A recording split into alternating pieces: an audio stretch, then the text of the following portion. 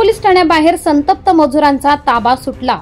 Atrocity व अपहरणाचा गुन्हा दाखल करण्याची मागणी। कळवणमध्ये ठिय्या आंदोलनानंतर तणाव। पोलीस ठाण्यावर तुफान दगडफेक, नागरिकांमध्ये भीतीचं वातावरण।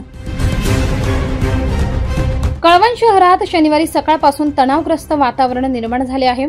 शुक्रवारी रात्रीपासून पेटलेल्या शेतकरी मजूर वादाने आज उग्र रूप धारण केले। संतप्त मजुरांनी पोलीस ठाण्याबाहेर ठिय्या आंदोलन सुरू करून अॅट्रॉसिटी व अपहरणाचा गुन्हा दाखल करण्याची मागणी केली।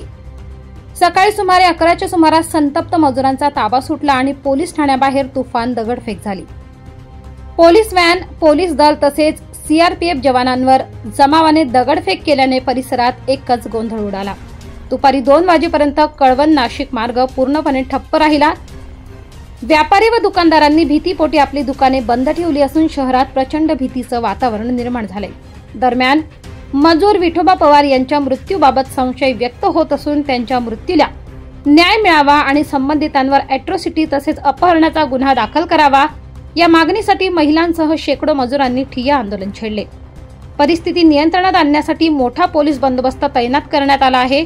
कळवण शहरात तणावपूर्ण शांतता असून पोलीस प्रशासन सतत परिस्थितीवर लक्ष ठेवून आहे। UTV news bureau, Kalwan, Nashik.